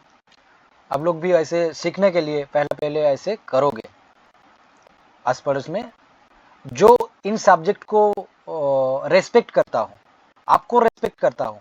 ये बात मैं बताता हूँ सबको कि आपको अगर कोई रेस्पेक्ट नहीं दे रहा है, आपका सब्जेक्ट का अगर रेस्पेक्ट नहीं दे रहा है, उनके साथ मुंह मत लगाओ, उनका घर में जाके सलाह मत दो, कभी भी सलाह मत दो। अब जब दूर में किसी का भला करोगे, वो सुन के वही दुर्मुख आपके पास आएगा, मेरे साथ भी होता है, वही दुर्मुख आपके पास आएगा और बोलेगा कि मेरा भी भाई ठीक कर दे, भाई मैंने गलती कर दिया था, मैं गलत समझा था इसलिए बोला था, अभी भाई तू मुझे ठीक कर दे, ये आपको भी बोलेगा। और आपके आस पड़ोस में, आजू बाजू में, दोस्त वगैरह, आपका सोसाइटी में ऐसा लोग होगा जो कि इसमें उंगली उठाएगा, जिनको रत्ती भर भी नॉलेज है ही नहीं इसके बारे में, है ना। तो आप एक ख्याल रखो कि आपको रेस्पेक्ट मिलना चाहिए, आपका सब्जेक्ट का भी रेस्पेक्ट मिलना चाहिए। अगर किसी को, ये तो आज का वीडियो, कल का वीडियो, मतलब क्लास का जो वीडियो है मैं रिकॉर्डिंग करके रख रहा हूँ, आप लोगों को मिल जाएगा। तो कोई भी अगर आपको कुछ बोले तो मेरा वीडियो उनको शेयर कर देना। अगर कुछ समझ में ना आए तो उनको आप मुंह मत लगाना कभी, एक दिन वो समझेगा, ये सब्जेक्ट जो है ऐसा है, खींचेगा अपनी तरफ, आपके पास आएगा। तो इसके बाद क्या है, S8 जो है ये एक खराब एंट्रेंस में माना जाता है, very bad entrance, disconnects from the world outside. जितना सारे बाहरी कनेक्शन है ना, बाहरी जो संपर्क होता है, S8 वाला एंट्रेंस अगर होता है तो ये खराब कर देता है, सारे कनेक्शन तोड़ देता है। और इसको राहु का एंट्रेंस बोला जाता है, क्योंकि साउथ वेस्ट में राहु का स्थान होता है। इसके बाद हम क्लास में चर्चा करेंगे कि नव जो ग्रह होता है, नवग्रह आपके कुंडली में भी है और आपके वास्तु में भी है नवग्रह, तो उनका भी स्थान होता है। आपके वास्तु में कौन सी दिशा में कौन सा है वो आप बाद में जानेंगे, और उसी हिसाब से आप सही रेमेडी करेंगे, उनको शांत करेंगे। ऐसे तो नहीं है उनको कंट्रोल कर पाएंगे, कंट्रोल नहीं कर पाएंगे आप। कलयुग है ही ऐसा, यहाँ पे राहु का ही राज चलेगा, ना सूर्य कुछ कर सकता है, ना चंद्र कुछ कर सकता है। राहु को आपको शांत करना पड़ेगा। राहु को शांत करने के लिए बहुत सारे विधियां है, एस्ट्रोलॉजिकल विधियां है, वास्तु विधियां है, वो भी बताएंगे। उसके साथ कुछ मंत्र भी बताएंगे। फिर अगर ना हुआ तो सिस्टम, तंत्र सिस्टम भी बताएंगे। चलो आप लोगों के लिए वो वैदिक तरीके से होगा, ताकि राहु जो है कलेश मचाता है, हाँ, लॉस कर देता है, एक्सीडेंट करवा देता है। जितना सारे प्रॉब्लम जो ज्यादातर क्रिएट होता है ना घर में, आपका जिंदगी में, अब समझ लो कि ये राहु ही करता है। ऐसा नहीं कि अकेला राहु करता है, कभी मंगल शनि एक साथ बैठ गया तो वो भी करेगा, शनि का साढ़े साथी भी चल रहा है तो वह भी करेगा, महादशा भी चल वहां पे हो जाएगा, कुछ दृष्टि वगैरह ऐसे लेन देन हो रहा है तो वहां भी हो जाएगा। पर ज्यादातर ये मैं बता सकता हूँ कि राहु को अगर शांत कर लिया तो समझ लीजिए कि आपका 50% से ज्यादा काम हो गया।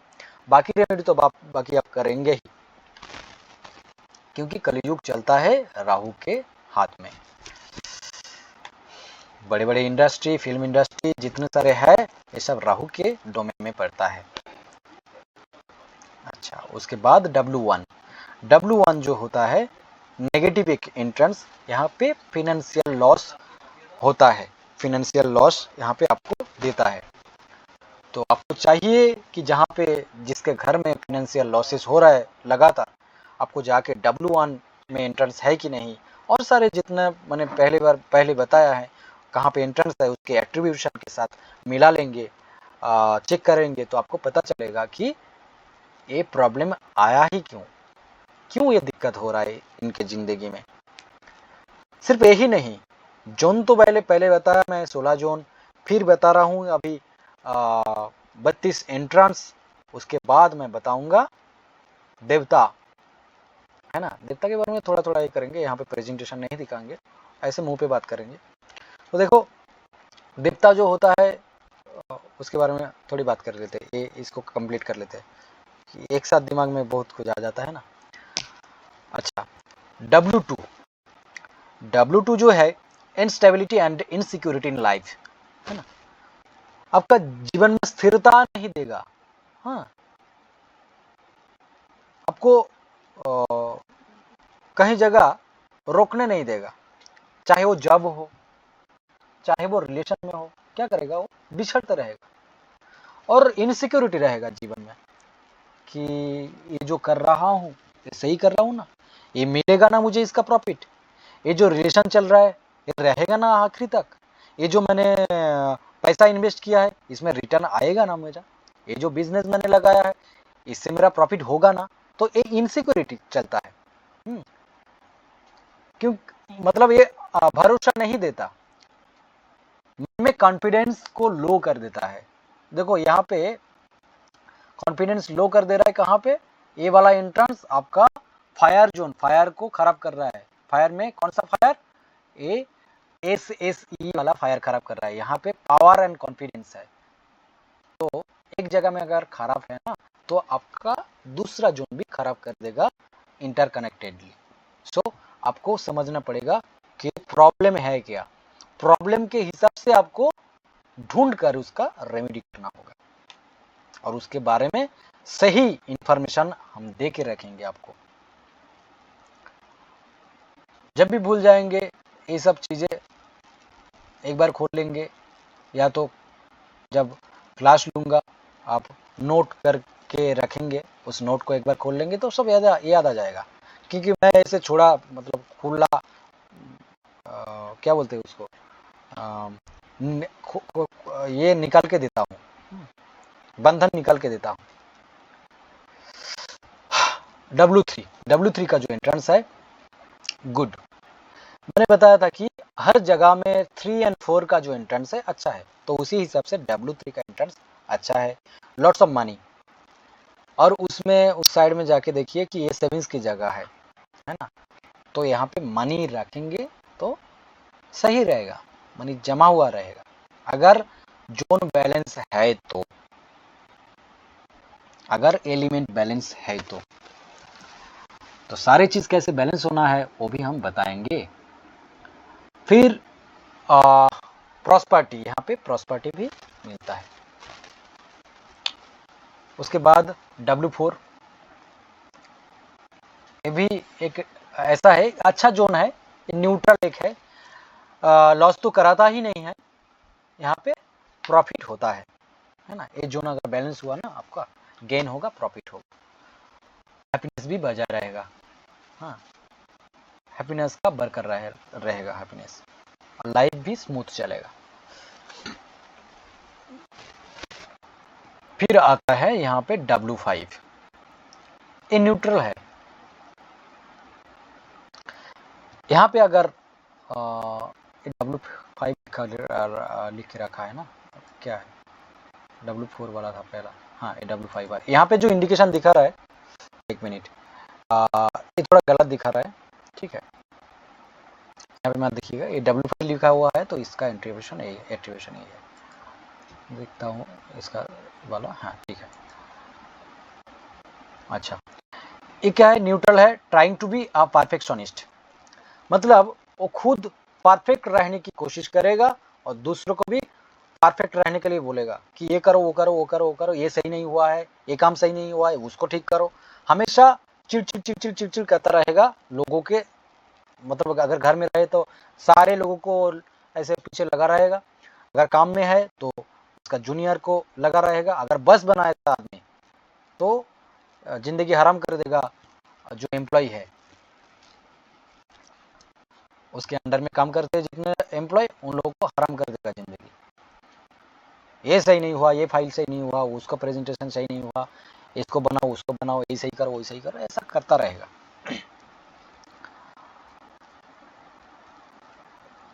और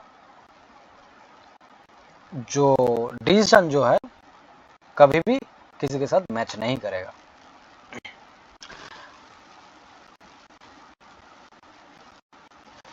फिर आ रहा है आपका W6।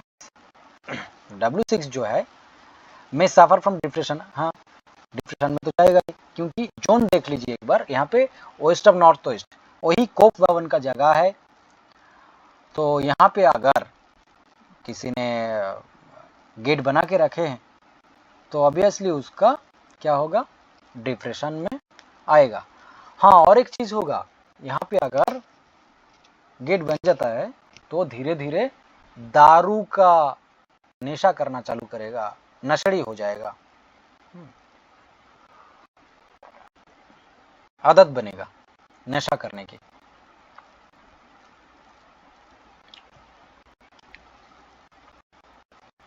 अच्छा,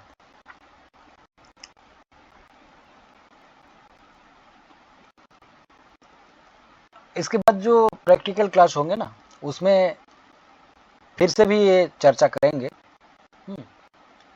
और भी कुछ चीज़ें बताएंगे।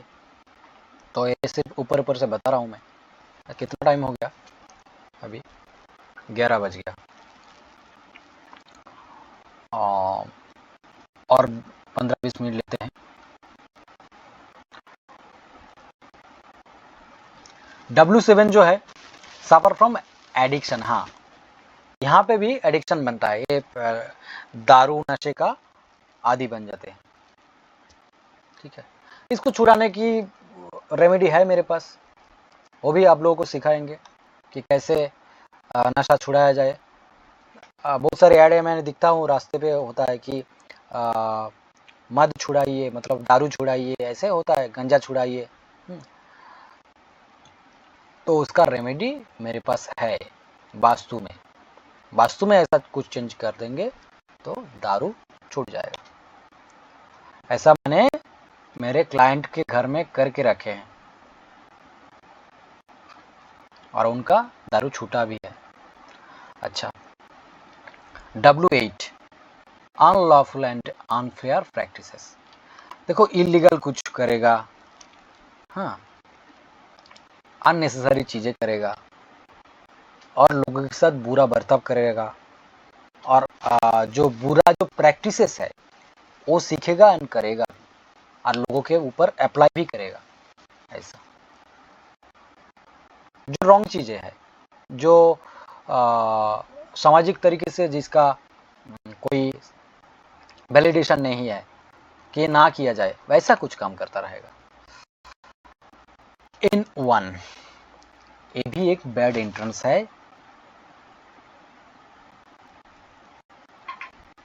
यहाँ पे अगर एंट्रेंस हो गया तो इंटेंशन खराब होता है, मनोवृत्ति खराब होता है, मन में जो चलता है लोगों के बारे में वो खराब होता है। मतलब दूसरों को हानि पहुंचाने की कोशिश करते हैं इन घर का लोग। अगर ना कर पाए तो दूसरों भी इनको कर जाएगा। N1 में अगर एंट्री हुआ तो फिर N2 आता है। N2 में क्या होता है, मे डेवलप एनमिटी एंड जेलसी। देखो, जब राम रावण का युद्ध हुआ था, उस युद्ध में बीच में से एक रास्ता बना समुद्र के ऊपर से, तो लंका के लिए जो रास्ता बन गया, वहां पे एंट्री बन गया, अभी ग्रिड करके देखा जा रहा है, मतलब एक्सपर्ट लोग बोल रहे हैं, जो बड़े एक्सपर्ट है उनके पास से मैं सुना हूं, वो क्या है, N2 का एंट्रेंस बना था लंका के लिए। तो N2 का एंट्रेंस से शत्रुओं ने, लंका का जो अधिपति है रावण है, उनका N2 का एंट्रेंस बना। यहां से राम अपने वानर सेना लेके गए और उनको पराजित कर दिए। तो जब रास्ता बना तो बना वो N2 में ही बना। तब ऐसा कुछ ये होगा ना, मतलब ऐसे दिमाग में आया होगा उन लोगों को, लोग तो है नहीं उन देवों को, कि यहाँ पे एंट्री बनाया जाए तो इस शत्रु को विनाश करा जा सकता है ना। तो यही था N2 का एट्रीब्यूशन। यहाँ पे अगर एंट्री बन रहा है तो लोगों को क्या होगा, शत्रु पैदा होगा, नया नया शत्रु आता रहेगा और खुद भी शत्रु बन जाएंगे और लोगों के अच्छे देखकर खुद जलस बनेंगे। पर का जो दूसरा का जो बरकत हो रहा है उसको देख के, बढ़ोतरी हो रहा है उसको देख के जलस पैदा होगा, मन में जलेगा, जलन होगा, यही है। तो ये अच्छा नहीं है। इसके बाद जो एंट्रेंस आ रहा है N3, one of the best entrance. ये क्या है, मानी के लिए अच्छा है। सिर्फ अच्छा नहीं है, ये मानी कमाने का मल्टीपल तरीके खोल देते हैं।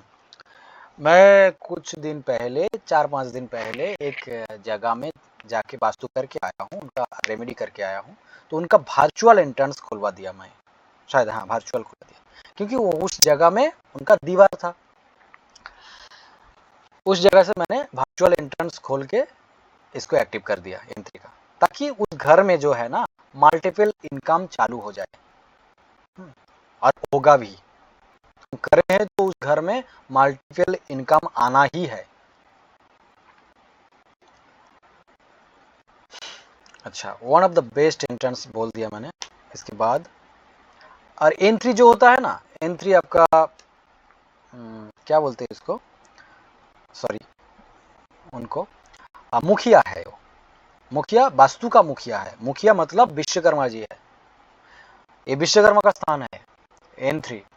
तो जो वास्तु का, जो बनाने का जो देवता है, हाँ, उनका अगर रास्ता है तो समझ लीजिए बरकत होगा कि नहीं, बढ़ोतरी होगा कि नहीं, है ना।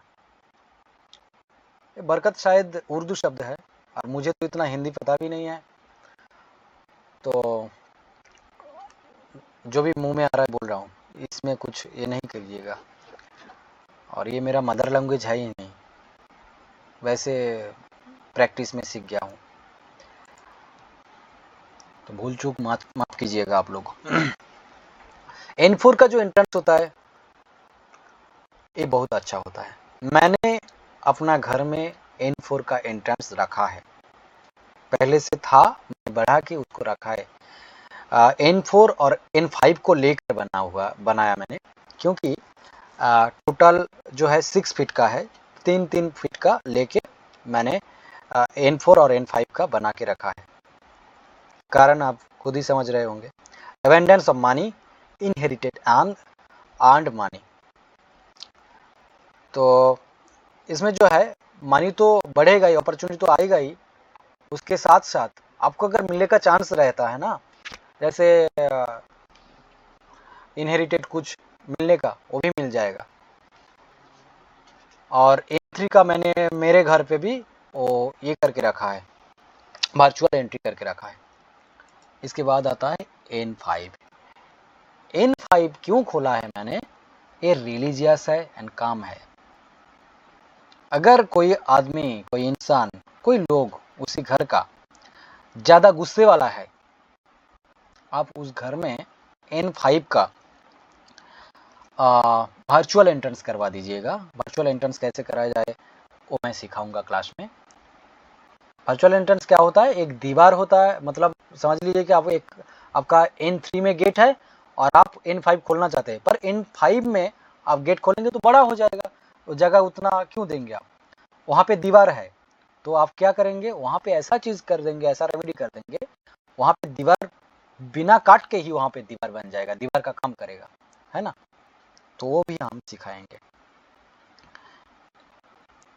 और N5 में एंट्रेंस होने से इंसान रिलीजियस बनेगा, यानी कि धार्मिक बनेगा, स्पिरिचुअल बनेगा,